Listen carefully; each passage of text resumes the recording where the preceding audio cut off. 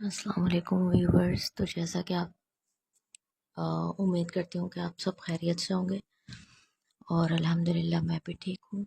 تو جیسا کہ ٹائم ہو رہا ہے اس وقت 3 بجے کا، تو میں نے سوچا کہ نیند نہیں آ رہی تھی تو تھوڑا سا آپ لوگوں کے ساتھ میں پوسٹ شیئر کر لوں کہ میں جو کر رہی ہوں، یعنی بور بھی ہو رہی تھی.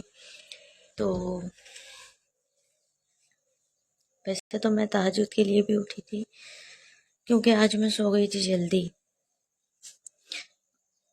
10:15 بجے میرے سر میں درد تھا، تو میں نے پیناڈول کی گولی کھائی تھی اور میں سو گئی تھی.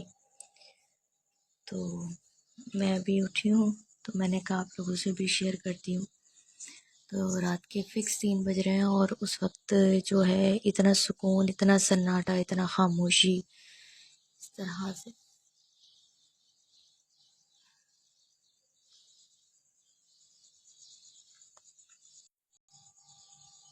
نہ بندے کی ذات، ہر طرف خاموشی، صرف چڑیوں کی آوازیں ہیں اور سکون ہے.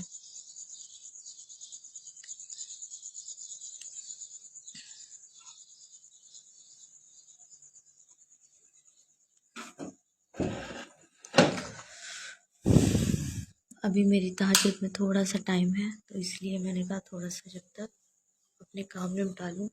کیونکہ آپ کتنا بھی رات میں صفائی کر کے سو جائیں، کچھ بھی کر کے سو جائیں، لیکن آپ کو صبح اٹھ کے ایسا ہی گھر ملتا ہے کہ جیسے کسی نے پلٹ دیا ہو، الٹا کر دیا ہو. یہ میری نہیں، تقریباً ہر کسی کی یہی پرابلم ہے. آپ سوتے سوتے بھی اگر صفائی کر کے سوئیں گے تو آپ کو صبح گھر ایسا ملے گا جیسے آپ نے کبھی برسوں سے صفائی ہی نہ کی ہو. تو اور رہی میرے 3 بجے تہجد، ویسے تو کہا جاتا ہے کہ 3 بجے ہی تہجد پڑھی جاتی ہے، لیکن یہ میرا جو پرسنل ایکسپیرینس ہے وہ یہی ہے کہ میں فکس 3 بجے کبھی بھی تہجد کی نماز نہیں پڑھتی. 3 بجے کے آگے یا پیچھے اس طرح سے نماز پڑھتی ہوں، کیونکہ میرے تقریباً یہ ایکسپیرینس اس طرح سے رہا ہے کہ جب میں فکس 3 بجے نماز پڑھتی ہوں نا، تو ایک قدرتی طور پہ میں کوئی مس گائیڈ نہیں کر رہی کسی کو، یا میں یہ نہیں بتانا چاہ رہی کہ ایسا نہیں کرو تم. ہر کسی کا اپنا ہوتا ہے، کسی کا شاید وہم ہوتا ہے، یا کسی کا دل نہیں لگ رہا ہوتا، یا کوئی دل میں بات بیٹھ جاتی، مجھے نہیں پتا. بہرحال لیکن میں نے ایک چیز دیکھی کہ رات کے 3 بجے جب میں تہجد کے لیے کھڑی ہوئی ہوں، تو مجھے ایک عجیب سا خوف طاری ہوتا ہے اور رونگٹے کھڑے ہوتے ہیں. پتہ نہیں میرے ساتھ ایسا ہے واللہ عالم، یا ایسا سب کے ساتھ ہوتا ہے. لیکن رات کے 3 بجے کا جو پہر ہوتا ہے، پہلے میں اس وقت کھڑی ہوئی ہوں، نارملی بات کر رہی ہوں، سب ہے، لیکن اگر میں جس طرح سے اگر میں نماز پڑھنے کے لیے کھڑی ہو جاتی ہوں تو ایسا لگتا ہے کہ جیسے پیچھے سے کوئی کھڑا ہوا ہے، یا میرے ساتھ کوئی نماز پڑھ رہا ہے باقاعدہ. اس وقت جو رات کے 3 بجے کا تقریباً ٹائم ہوتا ہے، اس وقت کچھ زیادہ، ضرورت سے زیادہ خوف طاری ہوتا ہے. اب وہ کہتے ہیں کہ اللہ سے آپ کی اس وقت ملاقات ہوتی ہے، تو اب ہوتا ہے کہ کوئی برداشت کر پاتا ہے، کسی کا خون ہلکا ہوتا ہے. باقی ہماری حدیثوں میں بھی ہے کہ باقی جنات بھی آپ کے ساتھ نماز پڑھتے ہیں، یہ وہ. لیکن میں نے جو نوٹ کیا ہے، جو میرا ایکسپیرینس ہے، وہ یہ ہے کہ 3 3:15 کو تھوڑا سا کراس کر کے پھر میں نماز پڑھتی ہوں، ورنہ نارملی ایسے میں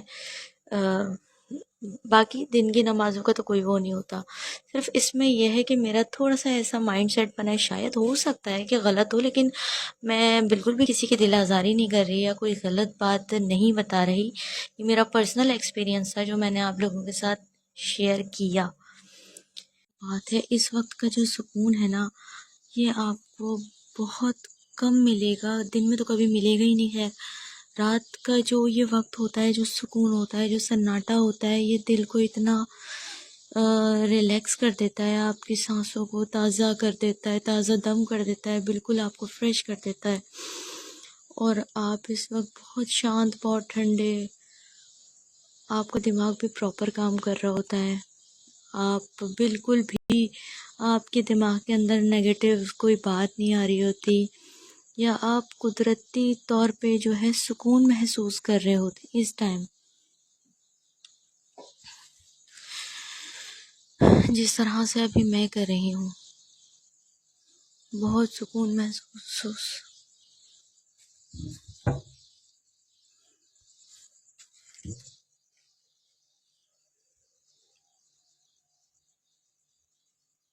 یہ سب میرے ساتھ اپنا پرسنل گزر چکا ہے، پرسنلی معاملات گزر چکے ہیں، تو میں نے اس لیے آپ لوگوں سے یہ بات شیئر کری تھی.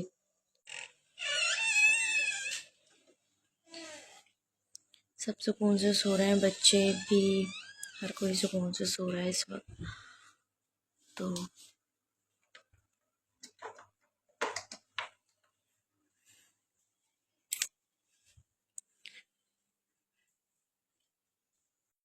کہتے ہیں کہ عورت کا کوئی گھر نہیں ہوتا، لیکن اگر نہ عورت سسرال کی ہوتی ہے نہ میکے کی ہوتی ہے تو عورت کا کوئی گھر نہیں ہوتا.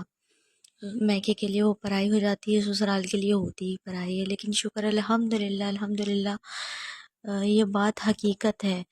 انسان کو نا اللہ تعالیٰ ہر عورت کا نصیب اچھا کرے، ہر بیٹی کا نصیب اچھا کرے کہ بھلے چھوٹا سا ہو لیکن اس کا اپنا ذاتی گھر ہونا بہت بہت ضروری ہوتا ہے. کیونکہ زندگی کے کچھ معاملات ایسے ہوتے ہیں، ایسے گزرے ہوتے ہیں کہ جو ناقابل برداشت ہوتے ہیں، کیونکہ ہر طرف سے دکھ دیا جاتا ہے، چاروں طرف سے دکھ دیا جاتا ہے.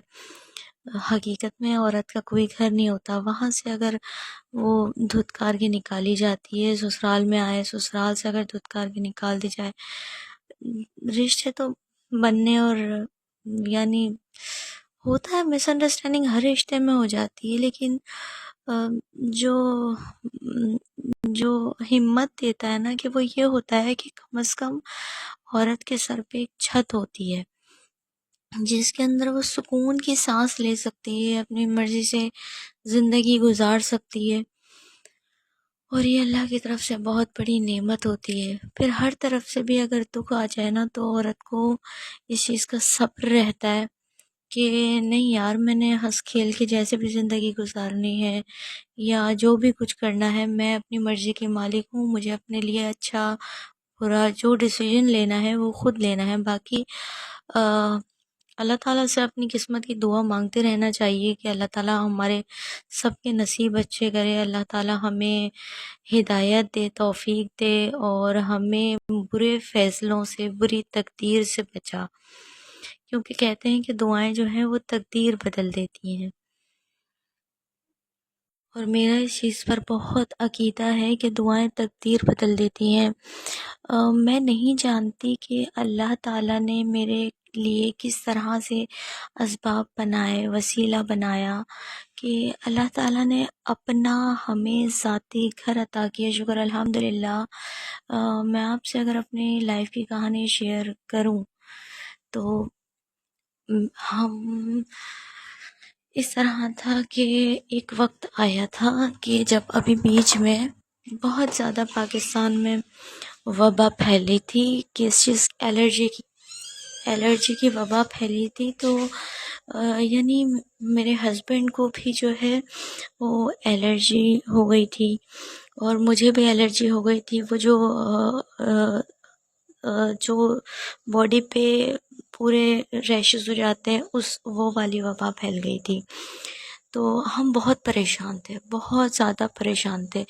اتنے تھے کہ ظاہر سی بات ہے کوئی کام نہیں ہوتا تھا، اتنی خارش ہونا، پھر دوائیاں کھانا الرجی کی، اس میں نیند ہونا. تو میرے شوہر کی جاب تھی ہی نہیں تھی، اس طرح سے بس کبھی چلے جاتے تھے کبھی نہیں جاتے تھے. تو اس طرح کی کنڈیشن تھی.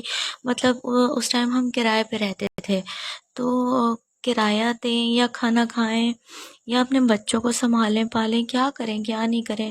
تو ہمیں بہت زیادہ ڈپریشن تھا.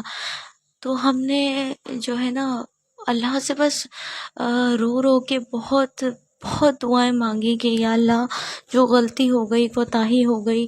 اور آپ کو پتہ ہے کہ جب آپ کے اوپر کوئی مصیبت آتی ہے تو نارملی آپ کے اوپر کوئی مصیبت آتی ہے تو اس کے اوپر لوگوں کا رد عمل یہ ہوتا ہے کہ آپ کو لوگوں کی جو باتیں ہوتی ہیں وہ یہ ہوتی ہیں کہ ہمیں جو ہے اللہ نے دکھایا ہے. تو بھلے وہ ہماری آزمائشی کیوں نہ ہو، تو یہ بات کہی جاتی ہے لوگ اپنی جھیپ مٹانے کے لیے یا کوئی اپنی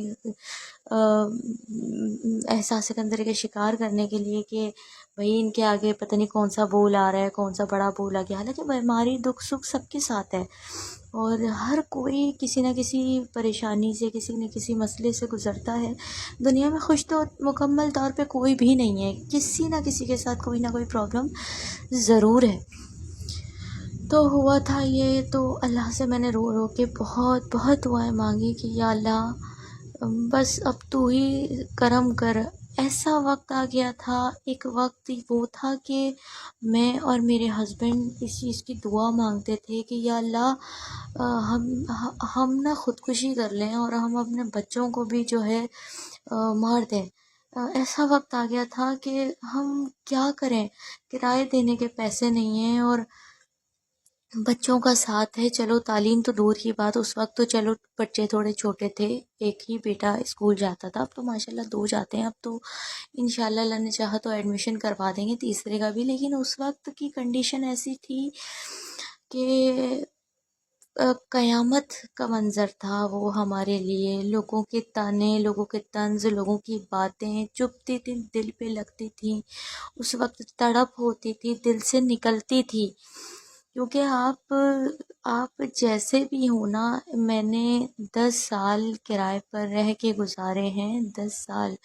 لیکن جو وہ تڑپ تھی، اللہ کو اس وقت پتہ نہیں کیا وقت پسند آ گیا، کیا ادا پسند آ گئی، کیا بات پسند آ گئی کہ اللہ نے ایسے اسباب بنایا. آپ یقین کریں ہمارا کوئی انویسٹمنٹ نہیں تھا، کچھ نہیں تھا کہ ہمارا اپنا گھر ہو گیا. کسی نے ہیلپ کی کہ بھئی آپ اپنا گھر لے لیں، آپ اس طرح سے پیسے دیتے رہا کریں یا جو بھی ہے. یعنی اس طرح سے ہمارا جو سلسلہ بن گیا، کوئی مسئلہ نہیں ہے، آپ بعد میں پیسے دیتے نا، رہتے رہتے پیسے دیتے نا، اس طرح سے. تو الحمدللہ، شکر الحمدللہ، اللہ نے میری دعا سن لی.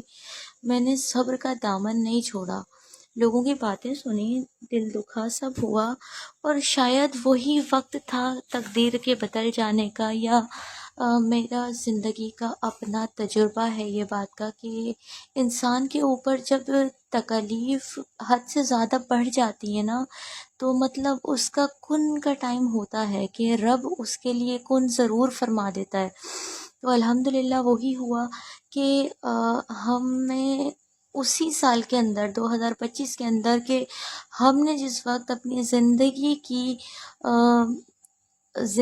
کی جو ہے ہم نے امید ہی چھوڑ دی تھی، ہمارے لیے جینا تنگ ہو گیا تھا، اس وقت اللہ نے ہمارے لیے ایک نئی کنڈیشن، ایک نئی زندگی کا آغاز لکھا تھا کہ جب ہم تکلیف سے گزر کے کوئی چیز حاصل کریں گے تو وہ ہمارے لیے، یعنی بھوک کے اندر کھانا چاہے باسی ہی کیوں نہ ہو، پرانا ہی کیوں نہ ہو، ٹھنڈا ہی کیوں نہ ہو، بہت اچھا لگتا ہے. اس طرح سے جب تکالیف کے بعد آپ کو کوئی نعمت ملتی ہے نا، تو اس کا لطف، اس کا سکون، اس کا اطمینان، اس کا مزہ ہی کچھ اور ہوتا ہے. تو کچھ ایسے ہی کنڈیشن ہمارے ساتھ بھی گزرے تھے. باقی ہم نے الحمدللہ تین مہینے کے اندر ہمارا گھر اللہ نے ایسے اسباب بنائے، شکر الحمدللہ کہ ہمارا اپنا گھر ہو گیا.